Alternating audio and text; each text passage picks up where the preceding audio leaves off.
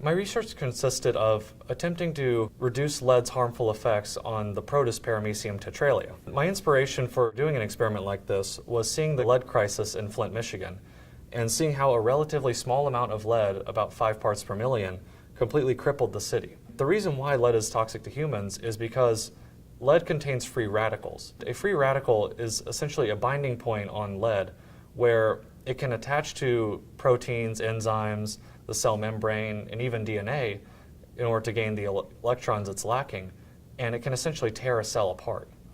Cells contain defense mechanisms in the form of antioxidants, and notably, glutathione is the antioxidant that all mammals possess. And the reason why in my experiment I chose paramecium tetralia is because paramecium tetralia have the same glutathione defense mechanism that humans do.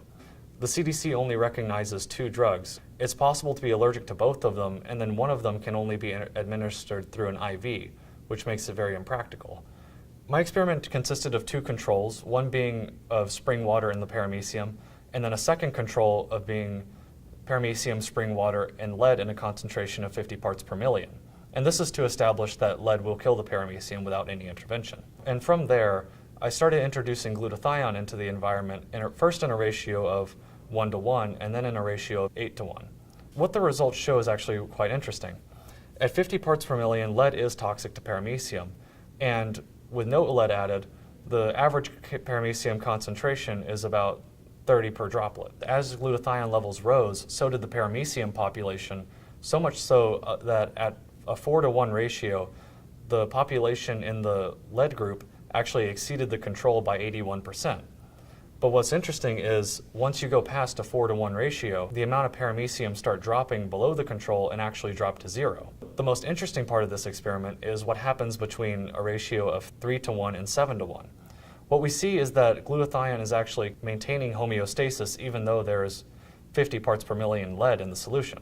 This is fascinating because the population actually exceeds the control. But what's a little bit more confusing is that once you go past about the 7:1 ratio, survivability of the paramecium drop drastically and actually go to 0. Given the danger of high dosages of glutathione, it would be unwise to really use this as a long-term treatment option for someone who is frequently exposed to lead poisoning.